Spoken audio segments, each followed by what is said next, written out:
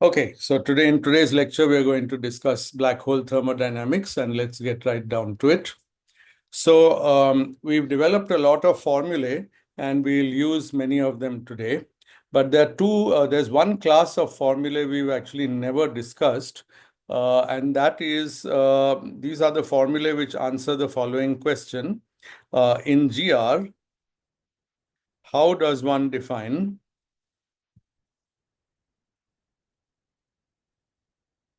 mass and angular momentum, two very key physical quantities,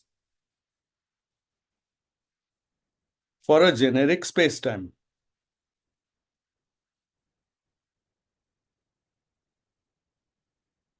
And there are many answers to this, and all of them have their validity and usefulness. But the key idea is always that you need to generalize the flat space notion. And in flat space, what we do is to take the energy momentum tensor, T mu nu, and then if we want to define the energy, we pick T 0, 0, and then we simply integrate d minus 1 x t 0, 0, and that's the energy in whatever fields are enclosed in this volume. Now, in general, curved space time is not so easy to do, and we are quite used to the idea by now that whenever there's a zero index like t 0, 0 or t mu 0, that really means it's the index along some time-like Killing vector. So we need a time-like Killing vector to start doing this kind of thing. So it's convenient to use a time-like Killing vector. In fact, it's pretty much not possible to do without that. But we'll do something a little better soon. Then assume that there's a time-like Killing vector everywhere. After all, surely generic spacetime need not have a time-like Killing vector everywhere. What we'll do, however, is to assume that our general spacetime is asymptotically flat. Okay, and if the spacetime is asymptotically flat, then we have a crutch we can lean on. There will be a we'll assume this also. There will be a time-like Killing vector. Okay, sorry, I should have said this. Asymptotically flat and stationary.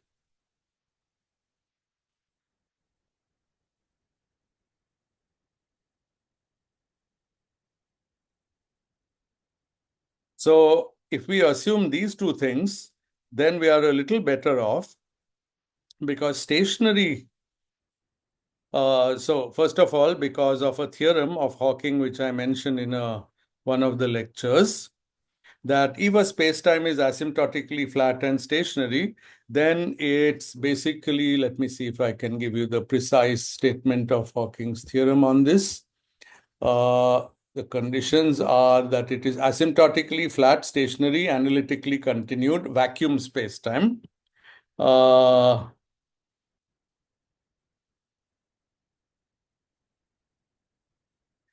Then, in fact, event horizon is a Killing horizon for which theorems that we have proved will apply, such as constancy of the surface gravity. So the assumption is asymptotically flat and stationary vacuum spacetime.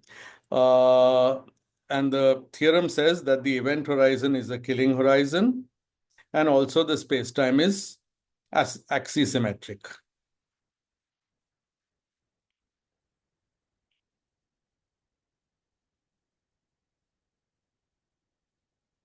Now, we don't always want to assume a vacuum spacetime, and in particular, we don't want to we don't want to assume a vacuum spacetime because there could be matter fields. For example, in a charged black hole, there has to be some matter to produce the charge. So there has to be some source from the electromagnetic fields. But what we'll do is to assume there's always a killing vector. Okay, so a space-time is axisymmetric, and there is always a killing vector, a time-like killing vector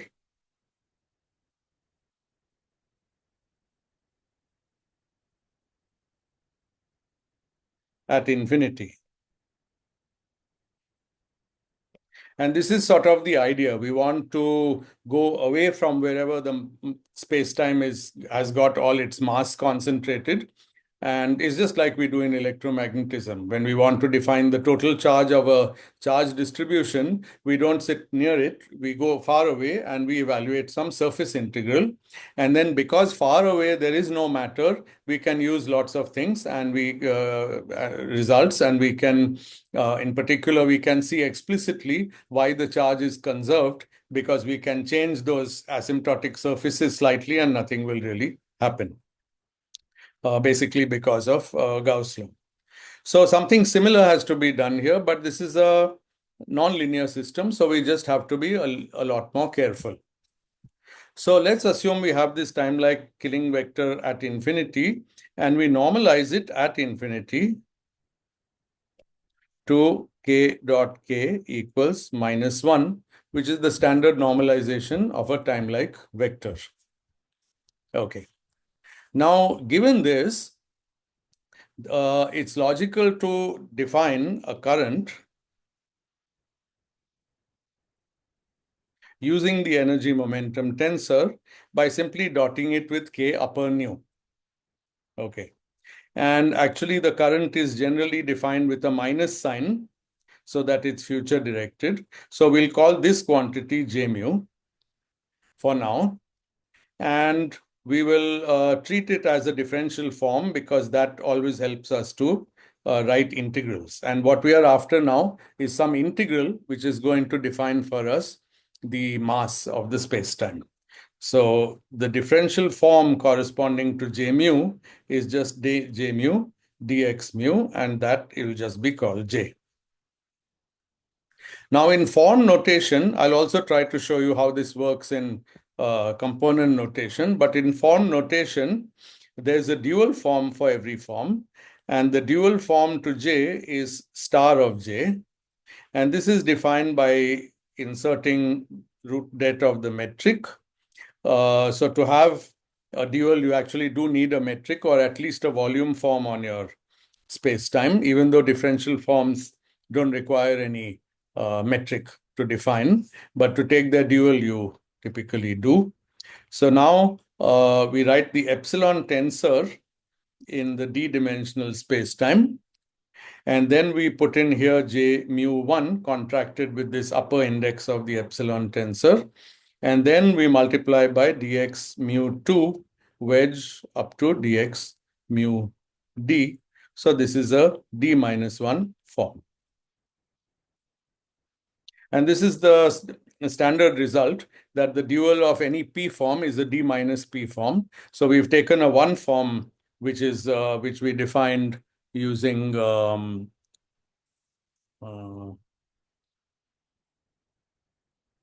sorry, I'm just trying to, I don't know, somehow I feel Zoom has something against me today.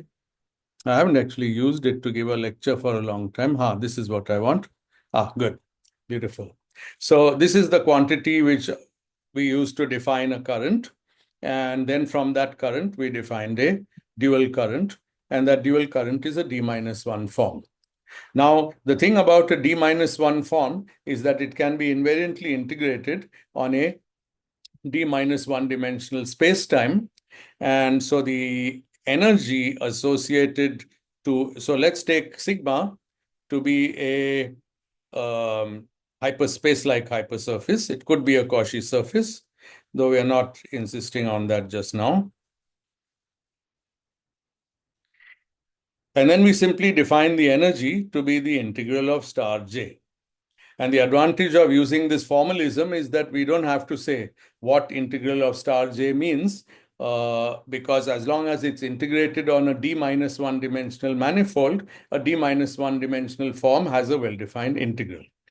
But if you really want to know what it is in components, you could say that this is the integral of the tensor J mu 2 up to J mu D, so the components of star J, times the surface or the volume element ds mu 2 up to mu d. So in a spacetime of d dimensions, if I have a d minus 1 dimensional hypersurface, then it has a normal vector, and it has a surface. It's like a surface in one higher dimension. It's a hypersurface, and that hypersurface has this thing, this object as its volume element. So this is the um, invariant way of defining it. And probably, well, this J star should have this D minus 1 factorial symbol to avoid overcounting. And then that's the energy. So this is a definition of energy.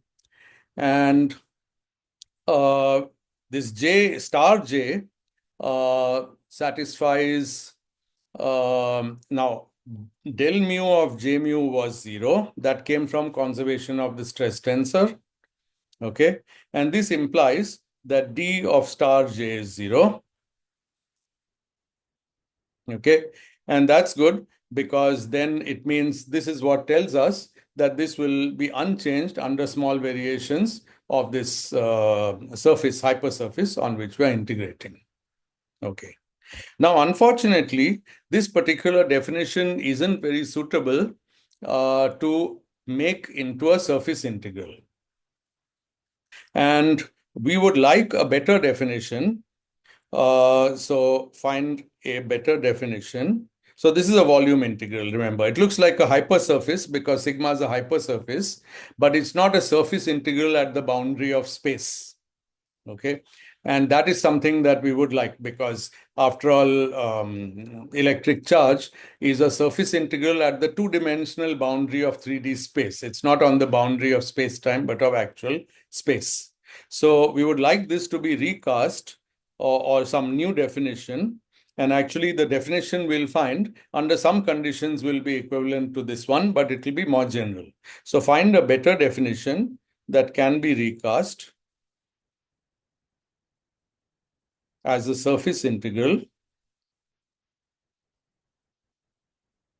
on the boundary of sigma. Okay.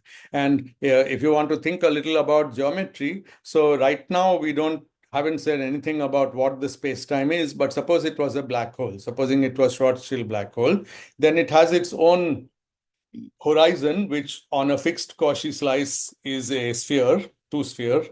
And then we have the boundary of the Cauchy surface, which is also a two-sphere. And so the space-time of interest where we'll be trying to perform these integrals is the region between the boundary of the black hole and the sphere at infinity. Okay, so we are always talking about integrating on some d minus 2 dimensional manifold.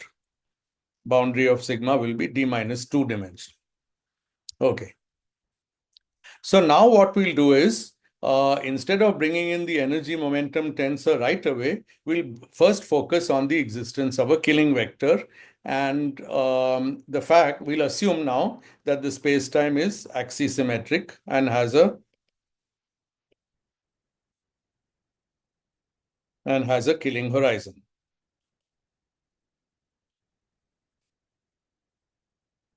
H plus. And a lot of what we are going to discuss, but not today, probably tomorrow, will have to do with integrals on this, on the fixed time slice of the Killing horizon. So in this case, we know two things. One is that there's a Killing vector K, which I'll write in components as K mu del by del x mu, which is time-like at infinity.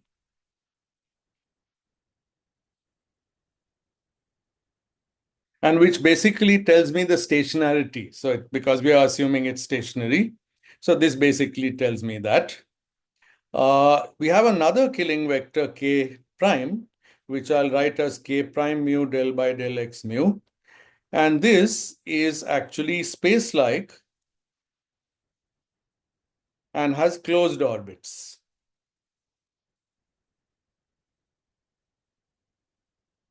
Why do we expect this? Well, if it's an axisymmetric object, then it means it has an axis of symmetry. An axis of symmetry means there's a rotational direction around that axis. Okay, and that rotational direction can even be normalized so that the total circuit has some length 2 pi in some parameter. And that's exactly what the motion along that circle of size 2 pi is exactly generated by this second killing vector. So what we're going to do is we're going to use K to define mass. And what we end up with is going to have the name of Komar mass or Komar integral. And we're going to use K prime to define angular momentum. So the fact that there are these two killing vectors in an axisymmetric stationary spacetime is very convenient because one actually gives us a definition of mass and one gives us a definition of angular momentum. Using these two facts, we are then going to derive the first law of thermodynamics, and then I will bring in all the other laws. In fact, all the other laws are somehow there to support the first law. Were there any questions? By the way, please do absolutely feel free. Yes, so I wanted to ask if this K and K prime are supposed to be defined only on the boundary or everywhere? Are they supposed to be Yeah. killing vectors everywhere? Yeah, they are supposed to be killing vectors everywhere. I believe the statement is that K is time-like. Yeah, they are killing vectors everywhere. K is, and in fact, they are visible in the metric itself. Okay. For example, if I write the Kerr metric or even Kerr-Newman metric, which we're actually going to use, then you'll see that that metric doesn't have any dependence on one angle phi. The coefficients don't depend on phi. So that means that K prime will be del by del phi and it will be the killing vector everywhere. Okay. With K, it's a little more subtle, but actually it's more or less the same. It depends whether you're going to use the Boyer-Lindquist or other type of coordinates. So we'll use one set of coordinates where again we'll see that K is a killing vector everywhere. What we can't be sure is whether K is the same vector that becomes null on the killing horizon. And if I'm not mistaken, some combination of K and K prime might be needed to become null on the killing horizon. But being null is totally a different criterion. Here, I'm not assuming anything about a vector being null. Right? So as long Okay. as I'm not assuming that, then yeah, the killing vectors are there everywhere. The other thing is the norm. So K might become null. That means it might change its norm. So the norm is always defined near infinity. And that's where we normalize the first one to -1. We'll come to the second one later. Now, the strategy to define the Komar mass is to use the killing vector lemma. Thank you. Any more questions? In an online lecture, it really helps me to have questions because I have no other independent evidence that you all even exist. So please do ask questions. Okay, we're good for now. The killing vector lemma, as you remember, is del del on a killing vector is R for index Riemann tensor on the same killing vector. But if you go back and look at your notes, there's also a contracted version which gives me the Laplacian on the killing vector. And the Laplacian is just del covariant derivative squared on k mu. And the contraction which leads to this on the left side gives me minus the Ricci tensor. So this is actually a very easy killing vector lemma to remember. I'll call it the contracted killing vector lemma. And it's all we need now. Okay. Good. And of course, it's also true that K prime satisfies the same equation. But we won't bring that up yet. Now, suppose space-time satisfies Einstein equations. This is, of course, what we want to use.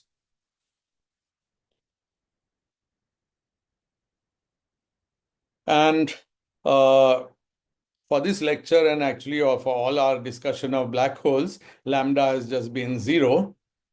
So in that case, the Einstein equation can be written by taking out the trace part of R, which was on the left side of it, and writing R mu nu is T mu nu minus 1 over D minus 2 G mu nu T alpha alpha. We've discussed this form of the Einstein equations, and this I'm going to call T prime mu nu.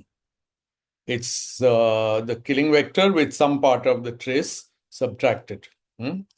This combination is still not traceless, but this is what it is, and it's called. It has a name actually. It's called the tidal tensor, and that's because basically it tells you. Well, it's equal to R mu nu by Einstein equation, and R mu nu is what is responsible for tidal forces. So T prime mu nu is the externally supplied matter that is going to produce the tidal force. Okay. Now we rewrite the left side. So this is for the right side of the killing vector. Oh, there's an 8 pi g, which I forgot. Sorry.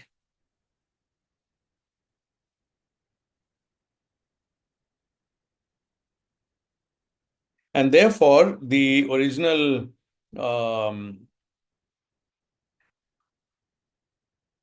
killing vector lemma turns into del squared of k mu is minus 8 pi g t prime mu lambda k lambda. Pretty harmless. We haven't done anything much here. Now let's work on the left side and just rewrite it in differential form notation. So the first thing is that this is equal to del nu k mu. That's just the Laplacian. But del nu k mu, because this is a killing vector, this quantity is antisymmetric. So I can write this as half of del nu k mu minus del mu k nu. Okay, good. So sorry, let me just reorganize my desk slightly.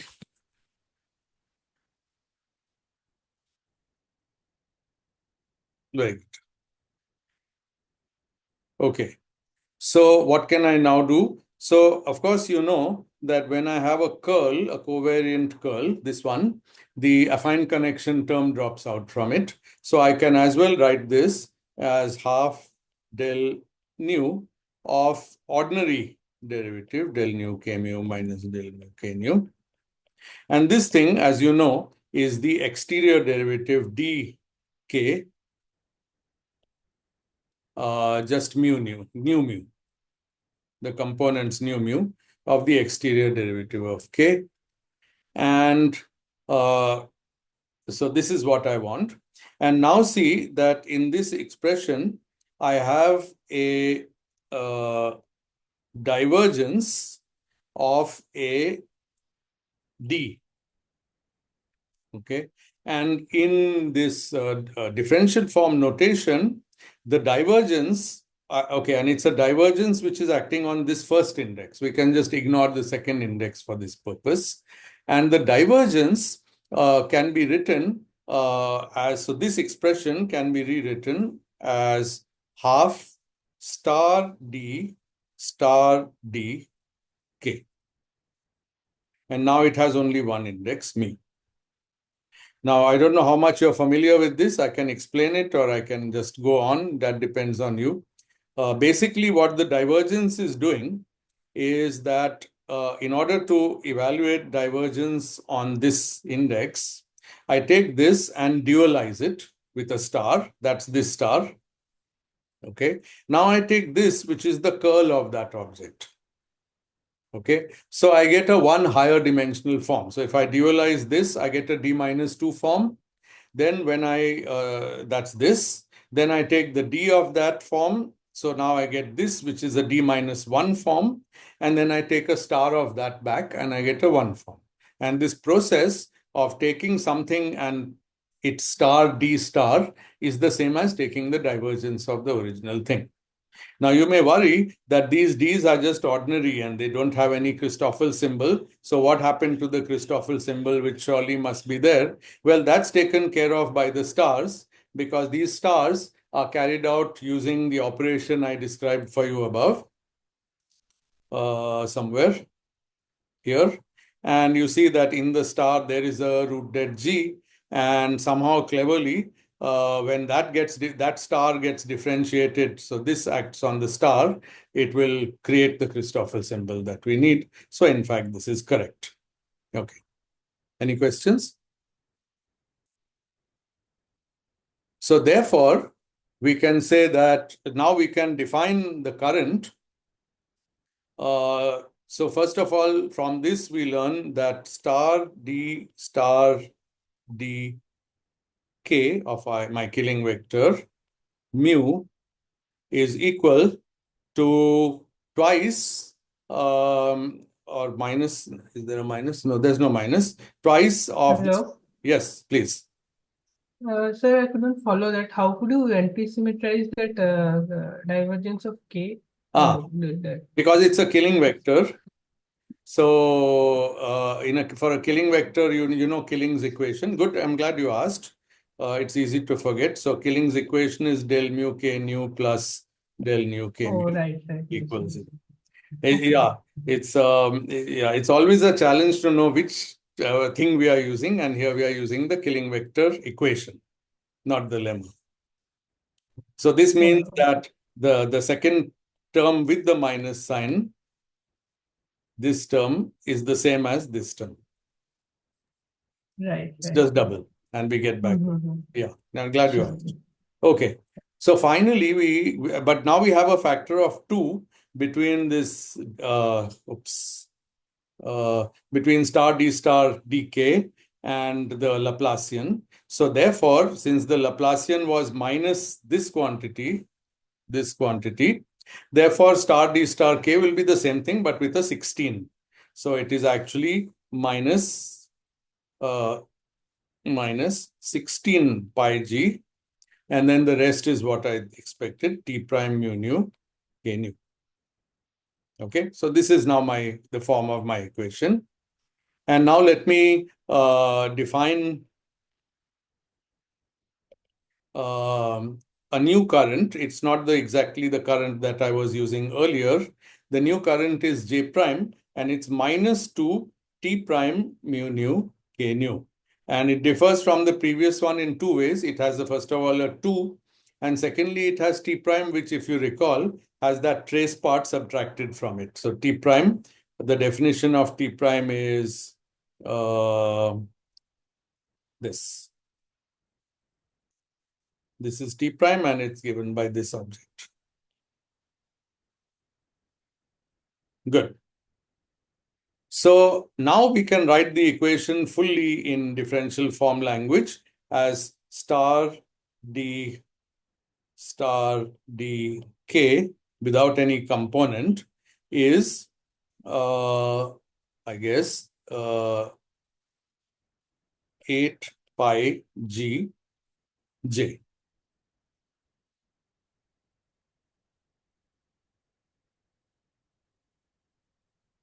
The minus 2 is gone from this expression because it's been absorbed into the definition of j. So this turns into 8 pi g, and everything else is j.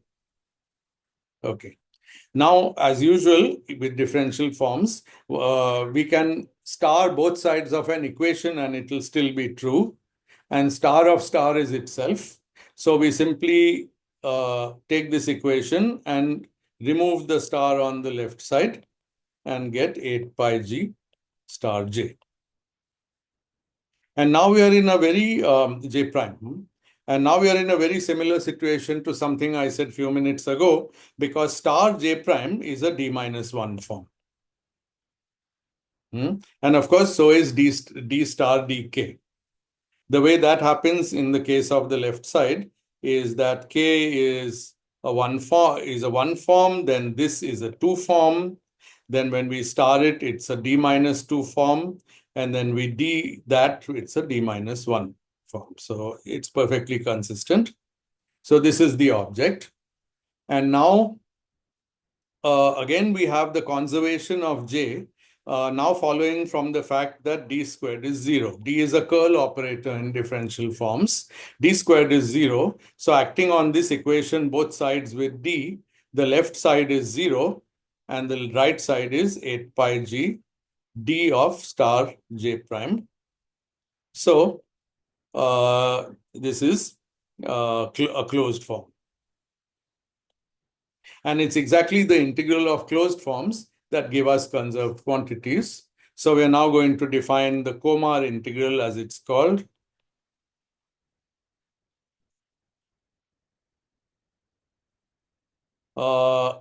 Is equal to minus integral j star on sigma. And from the definition, or j prime, star. Sorry, j, not j star. What am I doing? J prime with a star in front. The same object we had above. And it's, of course, therefore, equal by this equation, that integral is equal to, I can take 1 by 8 pi g on the other side. And so it's the integral of d star dk minus integral 1 by 8 pi g integral d star dk on sigma. But now we have what we want, because this is an integral of something which is closed, which is exact. It's d of something. And so we can write this by Gauss law, I guess, as Stokes law or somebody's law, as the integral on the boundary of sigma star d k. So this is my Komar integral. Now, a very important fact is that this boundary of sigma, I mean, it would be true of any sphere sufficiently far away, but I can actually safely take the limit where this sphere really expands till it goes as far as possible. So to do that, I'll add a little thing in this definition. It's minus 1 by 8 pi g limit r goes to infinity of this. And now you see that a slight deficiency in my discussion up to now has been remedied, because until now, we have been implicitly assuming that there's a killing vector everywhere, and that's certainly true for the Kerr metric. But we could be more general and consider an arbitrary asymptotically flat spacetime which doesn't have a killing vector everywhere. So we could actually generalize beyond the stationary antisymmetric case as long as there's some killing vector near infinity. Okay, and it is time-like and normalized to -1. In that case, this definition, which we are now going to take as our definition of mass in an asymptotically flat spacetime, this definition is good even if the bulk doesn't have a killing vector at all. And what the spacetime doesn't have a killing vector everywhere.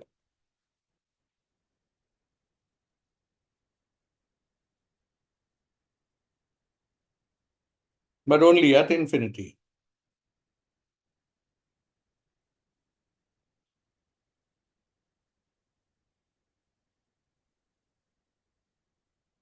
So that's an advantage of this particular mass formula. Now, I realized that my derivation looked excessively formal with all the stars and Ds going around. You can go through it yourself. But there is, of course, always Wald's book. And Wald does not like to do these very formal things. Real's review uses these differential forms. Wald tries to spell out things in components. So Wald's formula, which is, he has written it for 4D, but if I want to adapt it for d dimensions, is that you take integral over sigma and you write, actually, this, I need to move this. 1 second. Yeah. And you put the epsilon symbol in d dimensions. And then you take the gradient in mu1 of the killing vector mu2, and then you take the surface element mu3 up to mu d. Sorry, this is del sigma. So this is directly defined on the boundary. It's exactly the same definition as what's at the top of this page. It's the same as this. This and this are just, one is formal and the other is in components. What you can see from the component version is that this is basically a curl of the killing vector. And that's what the D operator always does. Okay, it's a curl because mu1 and mu, sorry, this was to be mu2.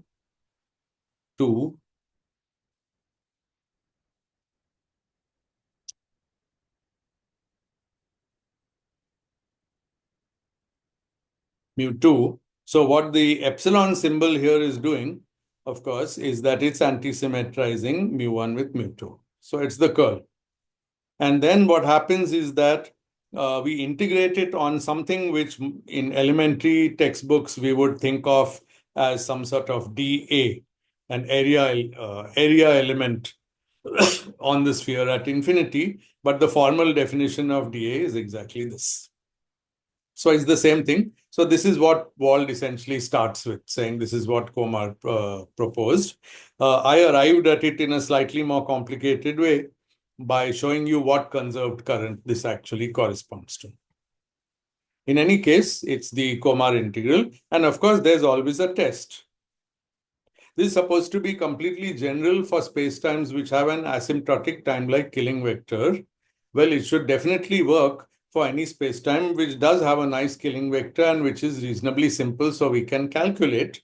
And so you can calculate for Schwarzschild. For the Schwarzschild solution, you can simply evaluate this quantity knowing the killing vector. We've written down the killing vector of Schwarzschild everywhere. At least in the exterior region, which is enough, because you don't need to get into the interior region of Schwarzschild to evaluate this, because this is at infinity. It's literally on the sphere at infinity, because that's a solution in 4D spacetime. So it'll just be the sphere at infinity, and we'll find that mk, the Komar mass integral, is nothing but m, the mass parameter of Schwarzschild. The one in the solution where we get 2gm by r, it's that m. Now, that's not how it was confirmed that Schwarzschild m parameter is the mass of that spacetime. What was done originally was to do something more elementary, take the Newtonian limit and calculate the mass in Newtonian gravity, and then it was found that that's the m parameter, and that's why the m parameter of Schwarzschild got its name. But now we have done something a little more fancy, which used a killing vector lemma and defined some integral in terms of star of d of a killing vector. And well, we got it exactly right. So it means we didn't mess up anything like the normalization or whatever. So this is very good result. Now we are going to put this result away for now. This is the result, and we are going to bring it back tomorrow. The next result, it's not very difficult to imagine. Use the killing vector k prime to define angular momentum.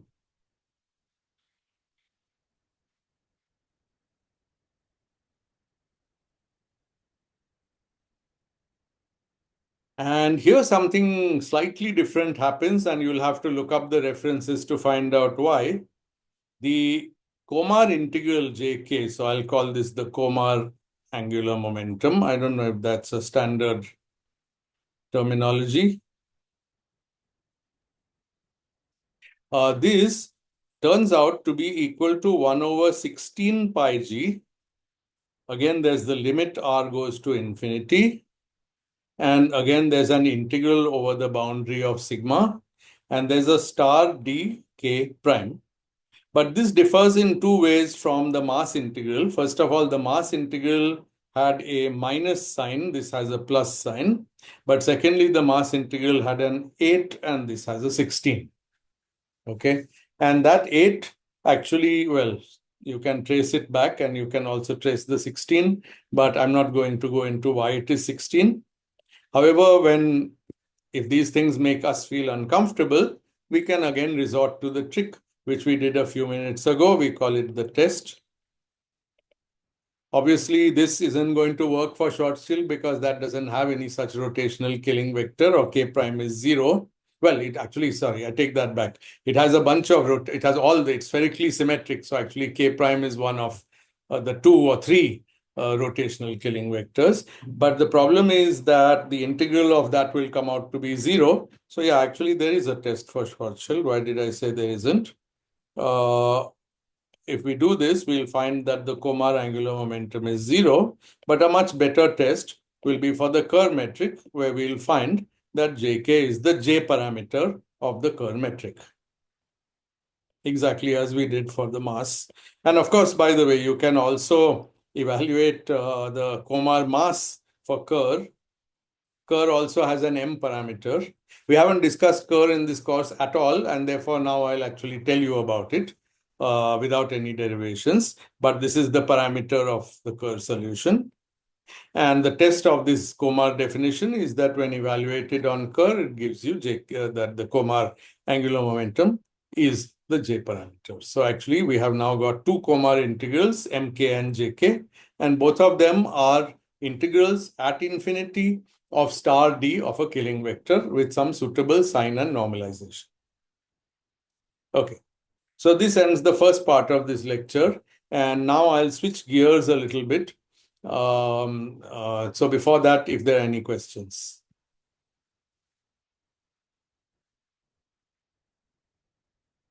Seem to have lost some of the audience actually, but anyway. Any questions? Come on, make some questions for me, please. I feel better when I get questions. Okay. Okay, at least if it's clear, please say that. Yes, sir. Yes, it's clear. Yes. Thanks. Good. Very good. Now, now let's do a little history.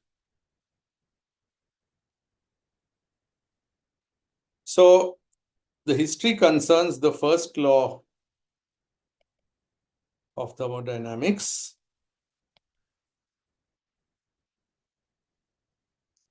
And there are 2 seminal papers, let me mention them. One is by Bekenstein,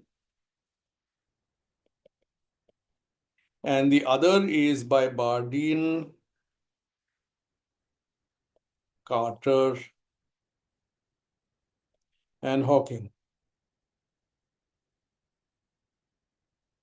And these 3 guys were students at a summer school, as I mentioned last time.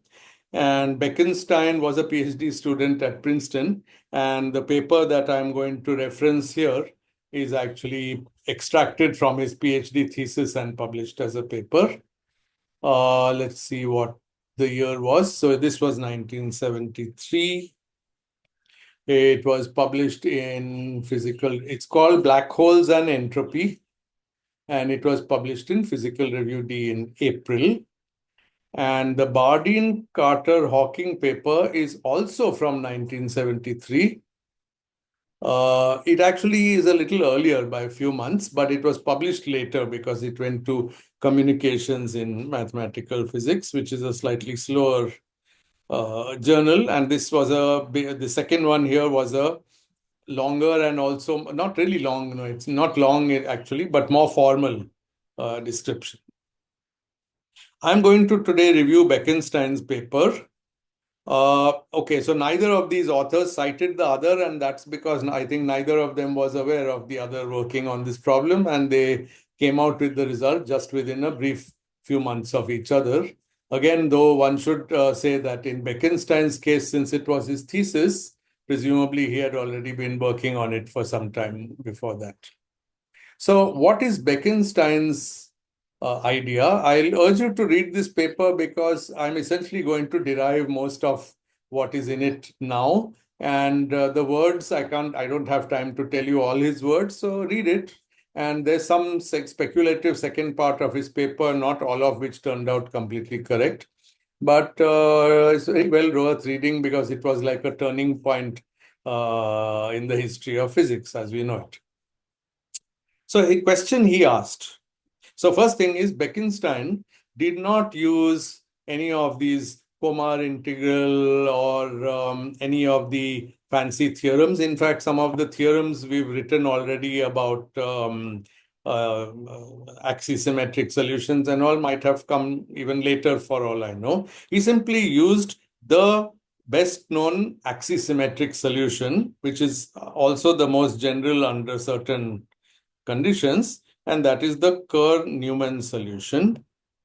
And it's a precise metric, which I'm going to write down without derivation. And it's the metric of a black hole of mass m, angular momentum j, and electric charge q.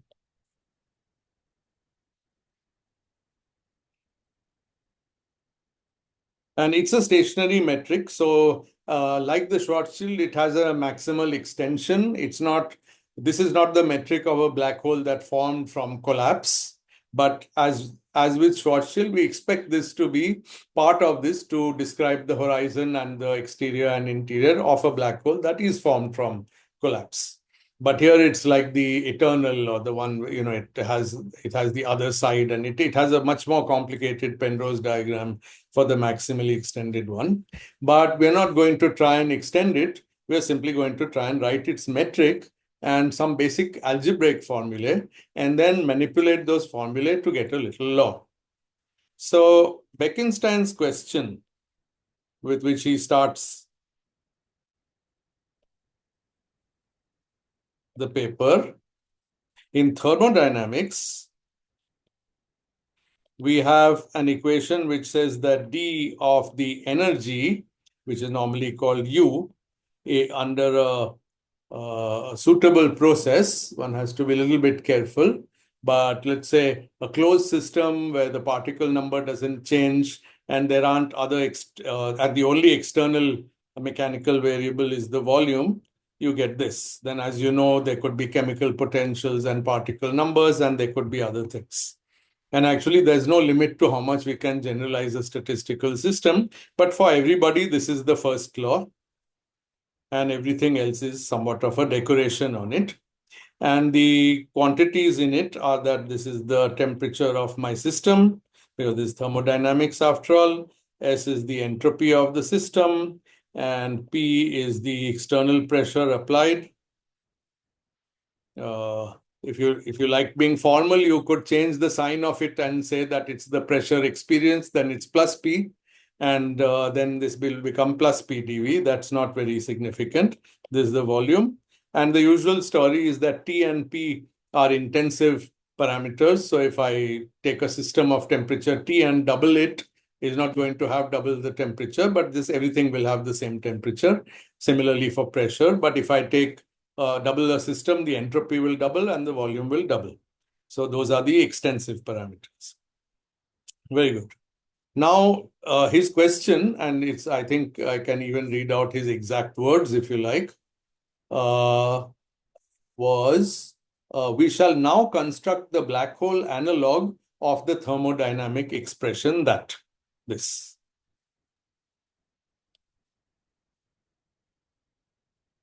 Okay, so let's do it.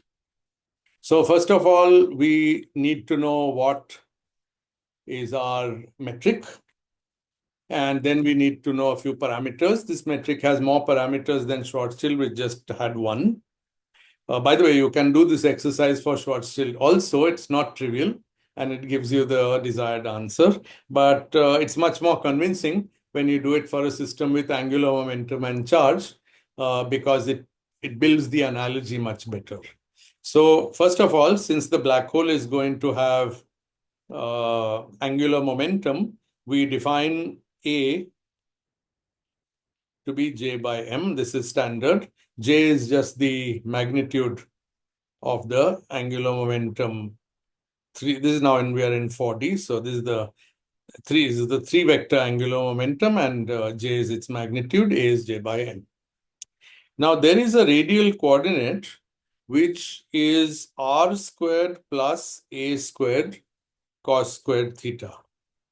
So it's a combination of the radial coordinate that's familiar in Schwarzschild coordinates r. This will be one of the coordinates in the metric with a, which I've just defined here, and then theta, which is one of the angles. Okay, and theta is the, I never remember which one is called azimuthal. Which is the angle that goes from north to south on a sphere? That's theta. Theta, yeah.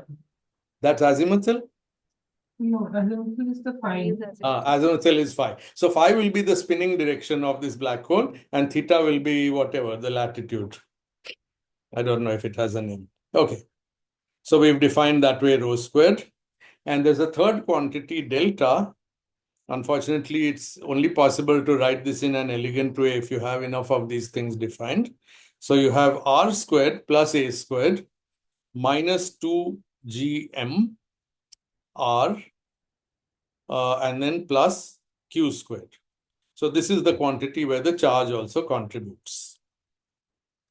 And just for you to know, if A is 0, this is a non-spinning Kerr-Newman black hole, and then it just becomes the Reissner-Nordstrom black hole. It will still have a Q dependence, but A will be 0, so rho will become R, and then delta will be R squared, this term minus this term plus this term. Okay, but this is the most general. So these are the three quantities that you need to keep in your mind at all times.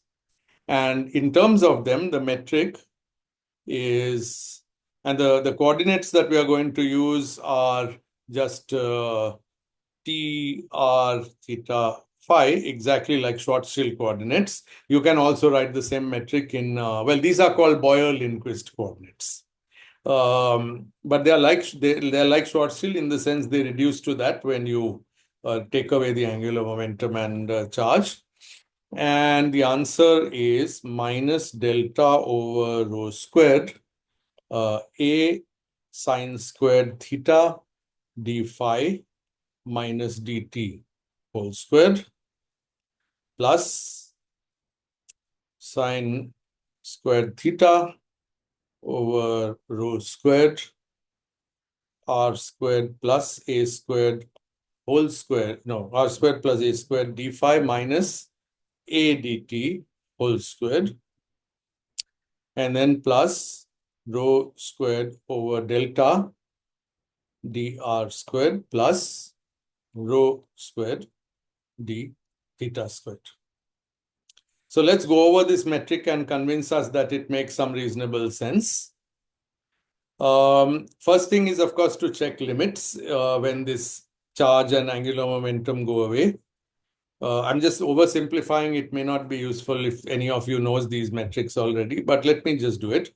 So first of all, in the absence of a angular momentum, A goes to 0 everywhere. Okay, here, here, here.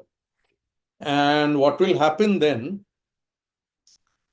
is that the dt squared term, this will go away. And delta will just reduce to r squared minus 2gm r. Okay, r into r minus 2gm.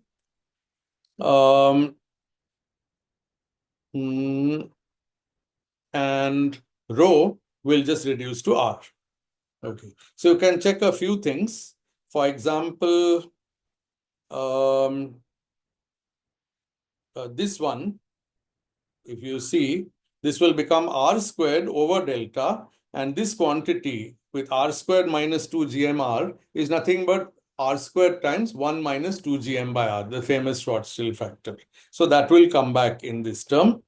This term, of course, is nothing but r squared d theta squared in that limit. Likewise, if you go to the other terms, you'll easily be able to see that the cross terms cancel, because when a is 0, this isn't even there, and this isn't there. So there are no dt d phi terms, and dt d phi terms are always the signature of rotation. So this metric generalizes the non-rotating Schwarzschild, and if you keep q, then it generalizes that in a small way by just introducing a q, which only arises in the terms which have delta, which are here and here.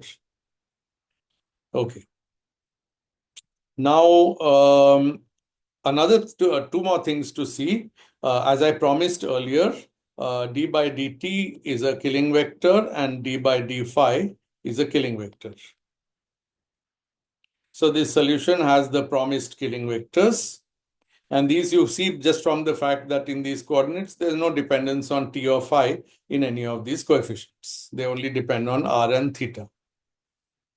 On the other hand, spherical symmetry is lost because d by d theta is not a killing vector. And that's certainly what you expect in a rotating object. So good. So this is the metric then. And now from this metric, we can extract a usual bunch of things. First of all, horizon structure. So what happens is that in this metric, there are two different horizons. They are called R plus and minus. They are called the inner and outer horizon. And they are a function of M, Q, and J, which is Gm plus and minus the square root of Gm squared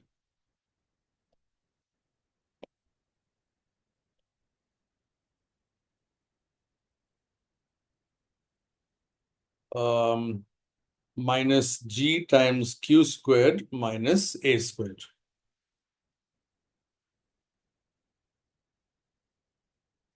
And what you see is that if A is 0 and Q is 0, so if these two terms go away, then this square root becomes Gm.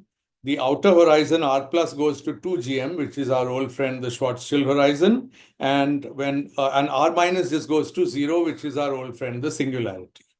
So what happens in the Kerr solution and the Kerr-Newman solution is that the singularity and so the Schwarzschild horizon splits into two, and the sort of singularity seems to come out and become the inner horizon. I mean, just intuitively.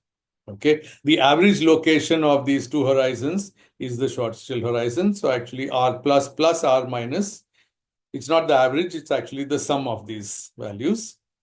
And so this is a useful identity. And there's another useful identity, which is that R plus minus R minus, obviously it is this square root, twice of the square root. But a simpler way, more convenient way of writing it is that it's twice of R plus minus Gm. You can easily verify this. Okay.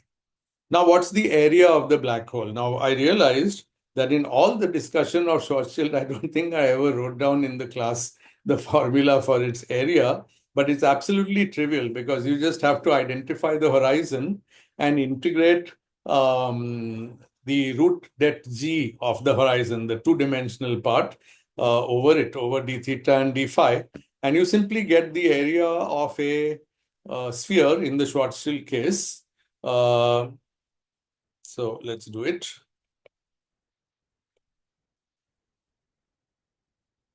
You see, in Schwarzschild, what happens is ds squared is minus some function dt squared plus some function dr squared. But the rest of it is r squared d omega squared.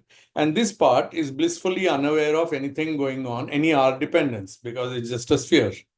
And that's the sphere whose area we want. And therefore, the area for the Schwarzschild solution is nothing but 4 pi times the radius at the horizon 2gm whole square, and that's 16 pi gm squared. It's a famous formula. Very simple one. So for Kerr-Newman, it's a less straightforward, but I think still easy calculation. And you'll just have to take it from me and you can test it. It is actually 4 pi r plus squared plus a squared. So very beautiful form. And there's another form which you can get by substituting r plus in the way that I described above. And you find that it can also be written as 2gm r plus minus g q squared. Okay. In different forms, you can see different things, like what is the effect of increasing the charge, decreasing the charge, increasing the angular momentum, decreasing the angular momentum. And what you can certainly see from the first equation is that increasing A will increase the area for sure, once because there's an A term here. And secondly, okay, there's also an A term in R plus, But this decrease in R plus due to more spinning is not going to compensate the quadratic increase over here. So net, it will increase, as you expect from a spinning body. So, okay, this is the area. Okay. Okay, now there are a few more things about this black hole. The black hole is charged, so it has an electrostatic potential. And if it were not spinning, that potential would have been Q by R plus Q by R. Well, the size of, if the body has size R, then its electrostatic potential outside the mass distribution is Q by R. And there's also a factor of the 1 by 4 pi epsilon 0, if you like, whatever it's called, the Coulomb factor, but we are going to ignore that. And you can always absorb it in the definition of Q. And in fact, this Q is the one where it's absorbed. Since this is spinning, the potential is not like that. The potential is actually Q R plus over R plus squared plus A squared. I think you can readily believe this. The spinning of this object is going to contribute something to the electrostatic potential. Okay. And as I said, when A is 0, this just goes like Q by R plus, which is Q by R, which is what we expect. Okay. Now, the last thing is the angular velocity.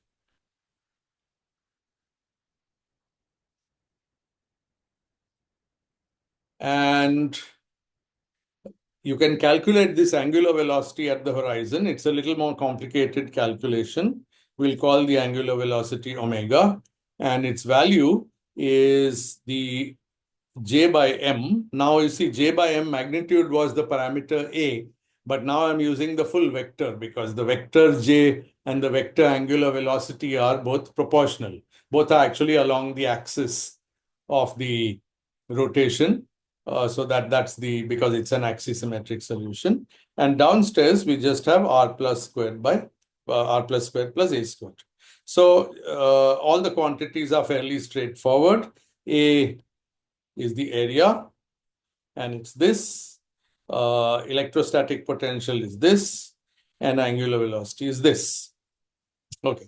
Now, obviously, I won't ask you to, okay, this should have a name, electrostatic potential.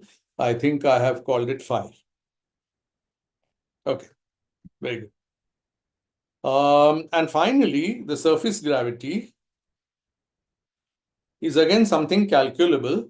And again, I'm ashamed to say, I realized that nowhere did I actually calculate it for you. I don't know if I gave it as an exercise. We've done so many theorems on surface gravity, but we literally never wrote it down for the Schwarzschild metric. Somebody should have asked me. But anyway, the answer is that it's actually 2 pi r plus minus r minus over the area. For Schwarzschild, it's a simple, let me do it now since I never did it before. Maybe did I ever do it? I don't think so. I think I just forgot. So for Schwarzschild, r minus is 0, r plus is 2 gm. So I have 2 pi into 2 gm. And I'm dividing it by 16 pi gm whole squared. And so I simply get 1 over 4 gm. And it's a simple calculation to do directly in Schwarzschild. This one, I've just given you this formula out of the blue. You'll have to calculate it using the killing vector, which defines the surface gravity, the null killing vector along the horizon. And that's a complicated beast for Kerr-Newman solution. Maybe there's an easier way to calculate it. But actually, there is, because if you remember, there's that. No, even that formula will require us to know the null killing vector. So that's not so easy. But anyway, these are the answers. And this one is very easy. This one is you just solve k dot dk is equal to kappa k, the non-affinely parameterized geodesic. And k is very easy in Schwarzschild, and you just get this. There's no other thing that combines with it. So it's just that k. You just need the time-like one. Okay, good. So now Bekenstein's calculation is it's short and sweet, slightly tedious, but it's really beautiful. And I can Sorry, one question. please. So the mass and the angular momentum could be obtained from these integrals. Can the charge also be obtained by some surface integral like that? Yeah, the charge is actually just obtained by a surface integral. The charge is really the electrostatic charge. So it's a surface integral already. But one might have to do a little bit of thing to define it in a curved space-time. But the charge, unlike the angular momentum and the mass, which are both properties of space-time, because it's the space-time that is rotating and is the space-time which has the mass.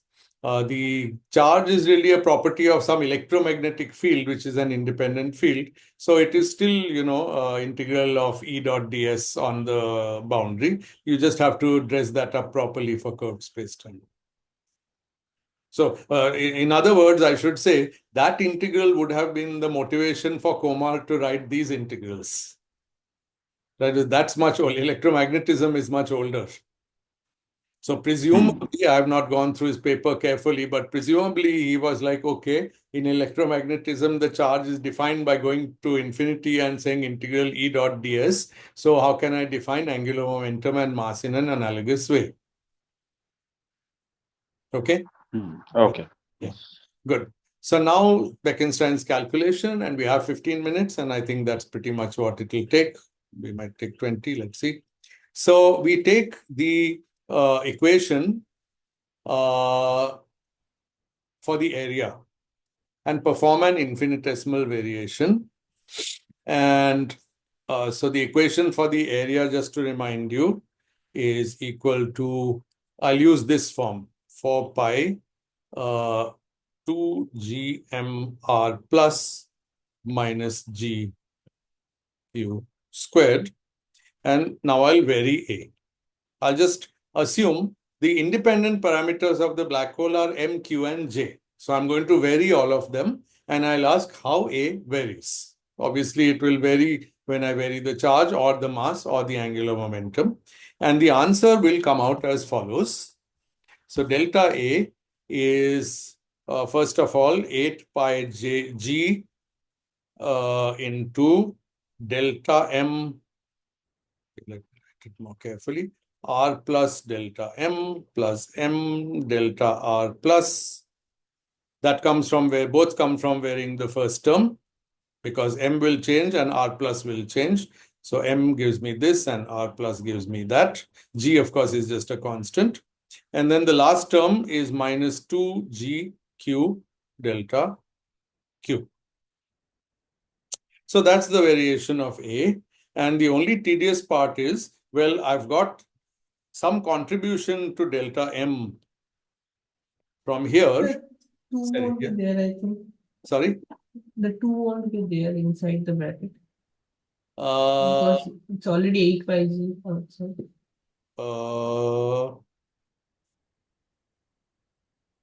Correct.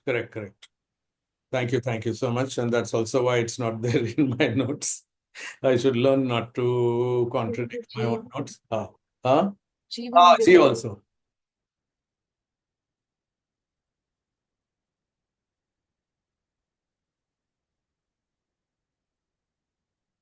And that's exactly what my notes say. Good. So we've got a contribution to variation of M, but you see R is dependent on M. So this also will contain a delta M term. It will also contain a delta Q term. So it will add to this. And it will also contain a delta J term, which otherwise was not there. So we have to expand out delta R plus, and then we can assemble all the terms. I should really leave this as an exercise, but I really like this calculation so much that I just feel in the mood to do it again and again. So R plus, we need to go back to its definition, which is here. Gm plus or minus that square root. And so when you vary it, the Gm term gives me G delta M. And then the other term gives me 1 upon that square root, which was Gm squared minus GQ squared minus A squared, and then differentiate everything on top. G squared, so there are some 2's which cancel. G squared M dm delta M minus GQ delta Q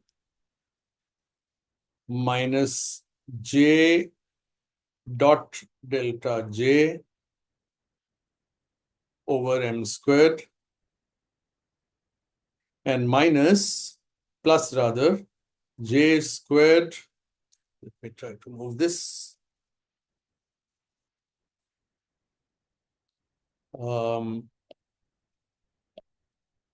Plus J squared delta M over M cubed.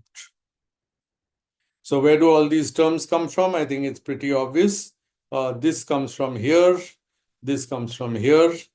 And varying A, you see A is J by M. So I have to vary the J in the numerator and the M in the denominator. So this gives both these terms. And that's it. Okay. Now we can do some simplification. Maybe I will leave it to you as an exercise. It's just ordinary, very pedestrian algebra.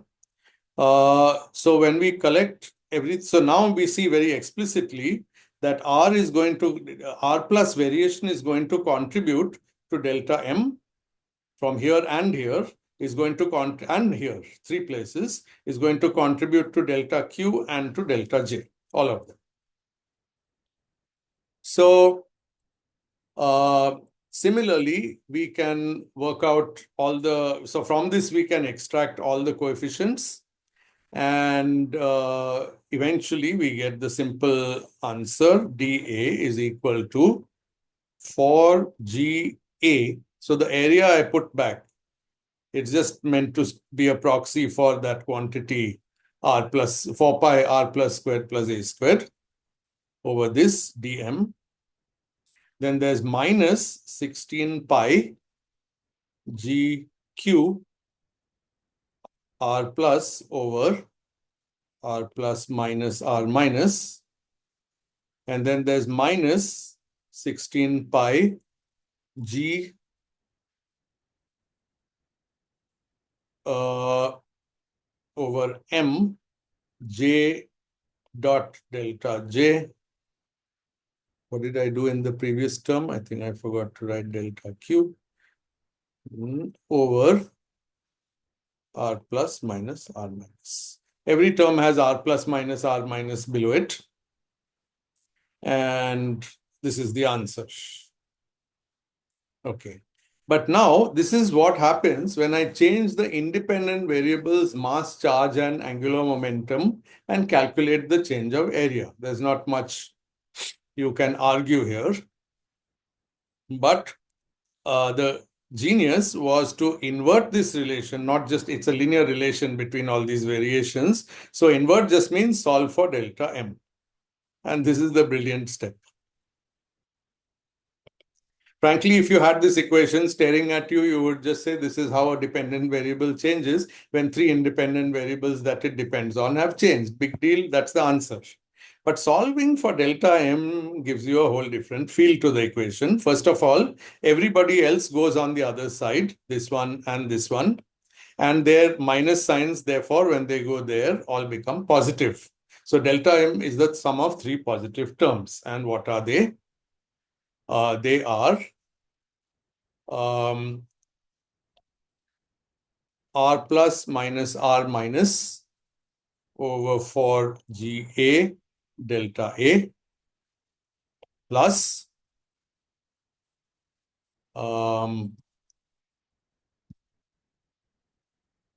QR plus over R plus squared plus A squared delta Q,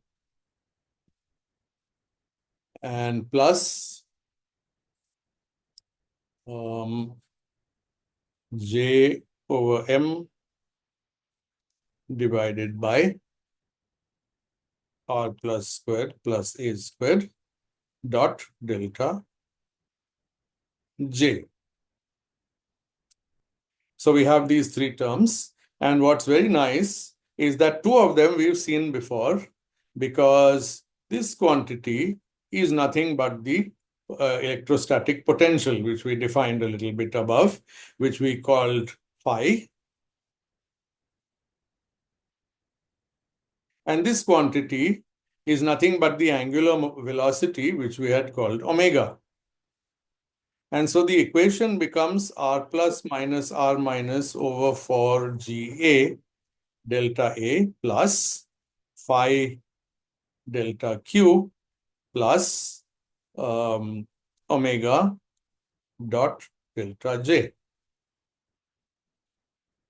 And there's quite a lot of things you can say about this formula. First of all, note that these last two terms have a very thermodynamic first law look to them, because what is phi? It's an electrostatic potential. It's an intensive quantity.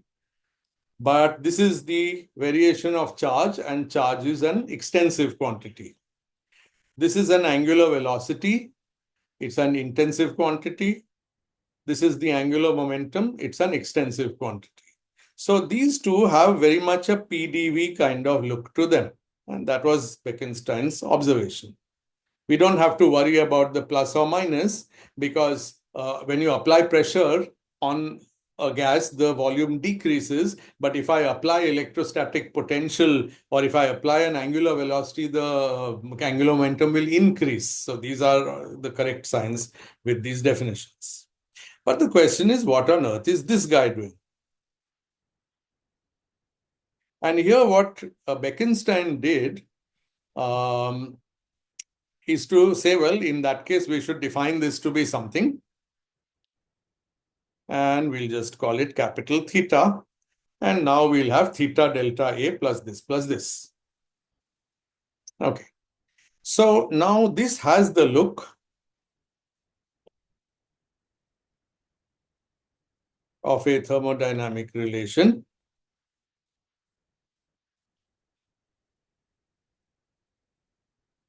But necessarily, then theta should have something to do with temperature, which is a mystery. And A should have something to do with entropy, which is also a mystery. However, now comes the second law. We've already proved Hawking's area increase theorem, which says that under any physical process, the area increases. And this certainly was well before Bekenstein's work, and it inspired Bekenstein's work considerably. And so this tells me that A increases under any physical process. And that's absolutely essential to say that A is any sort of entropy, because entropy does increase under a physical process, and that's the second law of thermodynamics.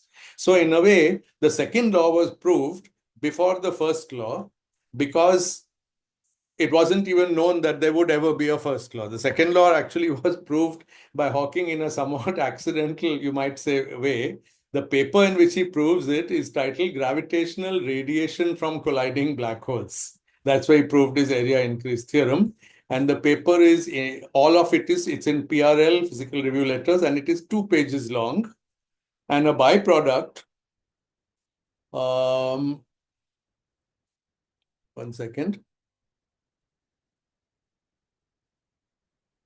Of course, here he's again working, I think, with specific, he's still working with specific class of black holes. So it's not really the general proof of the theorem, but he shows that the area does increase for Kerr black holes. Anyway, so coming back to this, so therefore area, this is also good. So we could say, if we want to approve of things, this is good because they make a natural thermodynamic pair. This is good. They also make a natural thermodynamic pair, and these are the external variables of the system. This is also good because it increases.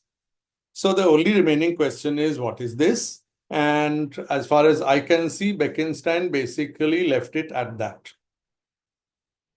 And then he speculated a little bit about what it should be and how we should normalize it. But This was just his theta parameter. He said here we have the black hole analog of the thermodynamic expression TdS minus PdV.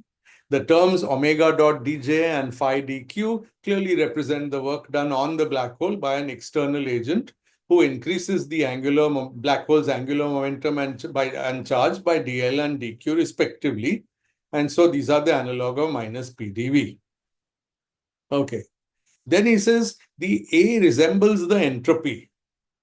For any change of the black hole, dA is greater than or equal to 0. And for any change of a closed thermodynamic system, ds is greater than or equal to 0. Then he says also that theta is non-negative. This is nice. Look at theta here. This is theta. R plus is greater than R minus, so at least it's positive and it's constant. So it has some things that might work for it to be a temperature. The rest of his paper is somewhat speculative, and he admits that these analogies are of a purely formal nature, and he wonders how he can fix that. Okay.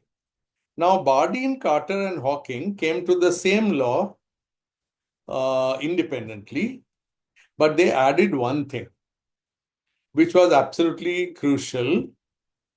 They noticed that the theta, which they independently derived, is actually proportional to the surface gravity. This was not mentioned by Bekenstein. This theta is proportional to surface gravity by a constant. And what is that constant? I hope I've written it down. So it should be, I wrote the surface gravity, in fact. Surface gravity was of the Kerr black hole was 2 pi over A. So kappa is 2 pi. These are all known things. R plus minus R minus over area. And theta is equal to, we just did it, R plus minus R minus over 4GA. Therefore, theta is equal to kappa over 8 pi. And this was a new observation that theta is kappa over 8 pi. Now, despite deriving all this beautiful law independently and also realizing that theta is kappa over 8 pi, all you can say then is that dm is kappa over 8 pi, or let's put it like this, kappa dA over 8 pi plus other terms. But there's no way to say how much of the 8 pi goes in kappa and how much of it goes in A if you want to make this analogous to TdS. It certainly says that T is proportional to kappa and A is proportional to S. But whatever the proportionality factor, we only know the product is 1 over 8 pi. We don't know the individual value. And we can't ever fix the individual value till we get an independent derivation of what should be T for a black hole. And at this point, Bardeen, Carter, and Hawking were stuck because they said, look, a black hole has no temperature. A black hole is a cold object, doesn't radiate. It has no temperature. So here, let me again read out their statement. It can be seen that kappa over 8 pi is analogous to temperature in the same way that A is analogous to entropy. It should, however, be emphasized that kappa over 8 pi and A are distinct from the temperature and entropy of the black hole. In fact, the effective temperature of a black hole is absolute zero, because a black hole can never be in equilibrium at any other temperature. And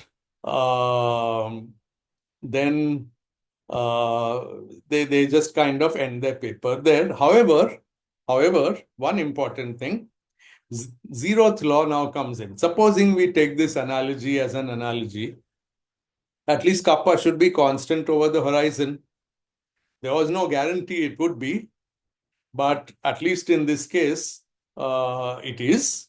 And these people use more general arguments to argue that surface gravity should be constant, which are on the horizon, which are essentially the same arguments we used, which for a result we have already proved for killing horizons. It was a bit tedious to prove, but basically, kappa being constant is the zeroth law of thermodynamics.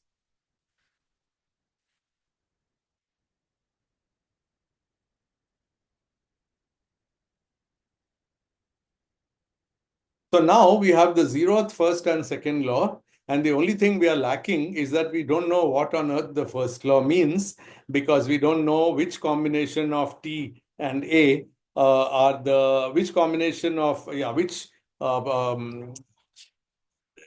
is the proportionality factor between T and kappa and between A and entropy. And also we don't know what they mean, because a black hole is supposed to be cold. And history tells us that Hawking basically sat on this question for 2 years. One would have imagined that these authors would all discuss over the next 2 years. That doesn't seem to be what happened. Hawking just came out 2 years later with a bombshell, which said, actually, guess what? The black hole has a temperature, and that temperature is exactly kappa, or kappa over 2 pi, or kappa over 2 pi. And the entropy is area over 4. So, yeah, there are also some G's here and there. I'll tell you everything about this next time. I thought I had Hawking's paper, and somewhere I seem to have misplaced it, and I have no idea why. I wanted to read out Hawking's comment about this point, but we'll do that tomorrow. Okay, so are there any questions? If not, I'll end here, and are there any questions?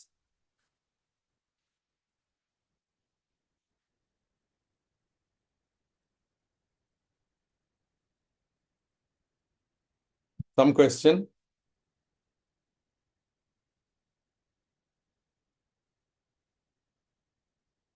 Was it okay? Is anyone there? Yes, Yes, yes, sir. yes. Yeah. Okay.